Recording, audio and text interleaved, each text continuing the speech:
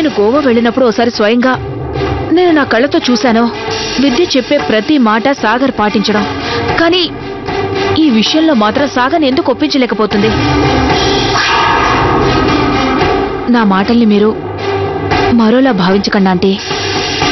నేను ఇలా మాట్లాడడానికి నాకు ఏ హక్కు లేదు. ఈ ఇంట్లో వేటి మీద కూడా నాకు అధికారం లేదు. నాకు ఇలా ఎందుకు అనిపిస్తుందో తెలియదు, కానీ ఒకవేళ నేను సమీర్ని సాగర్కి దగ్గర చేయడానికి ప్రయత్నించినా ఈ పాటికి వాళ్ళిద్దరిని ఒకటి చేసేదాన్నేమో.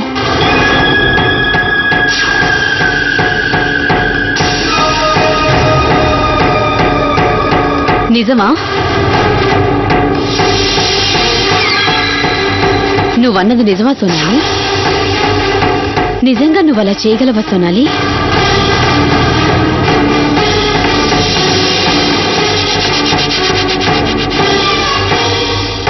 అవును చిన్నమ్మా, తను మంచి మాట చెప్పింది. మనకు కావాల్సింది కూడా అదేగా.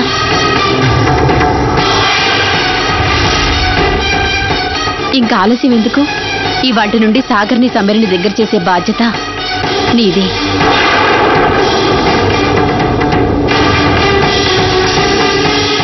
తొందరగా వాళ్ళిద్దరినీ దగ్గర చేసి తర్వాత నీ గత జీవితంలోకి నువ్వు వెళ్ళు.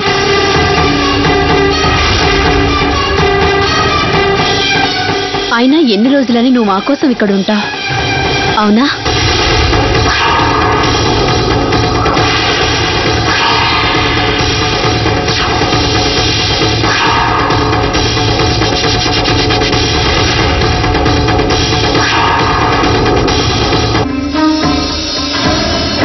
సింధూరోదన, ఈ పని నేనెలా చేయగలను? నా ఉద్దేశం ఏంటంటే ఇంత తొందరగా ఎలా చేయగలనా అని. అదేంటి, ఇందాక నువ్వే కదా అన్నావు? ఇంతలోనే మళ్ళీ ఏమైంది? పాపం విద్య ఇన్ని రోజులుగా వాళ్ళని కలపడానికి ప్రయత్నిస్తూనే ఉంది. నీకు మాత్రం తనేం కష్టపడినట్టుగా కనిపించటం లేదు. అందుకే కదా నువ్వెంతో కాన్ఫిడెంట్గా ఇదే పని నేనైతే చాలా సులువుగా చేసేదాన్ని అన్నావు. మళ్ళీ వెంటనే నా వల్ల కాదంటున్నావు.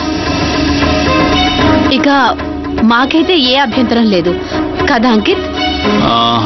కానీ సింధూరా, సాగర్ సోనాలి చెప్తే వింటాడంటావా? బహుశా వింటాడేమో.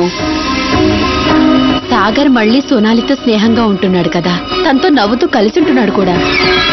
అందుకనే నాకు సోనాలికి సాగర్ని ఒప్పించడం అంత కష్టం కాదేమో అనిపిస్తోంది. అదేగాక మనందరికీ ఈ ఇల్లు ప్రశాంతంగా గొడవలు లేకుండా ఉండడమే కదా కావాలి. ఆ పని విద్య చేసినా సోనాలి చేసినా ఎవరు చేసినా ఒకటే కదా. చెప్పండి పిన్నమ్మ, మీరేమంటారు?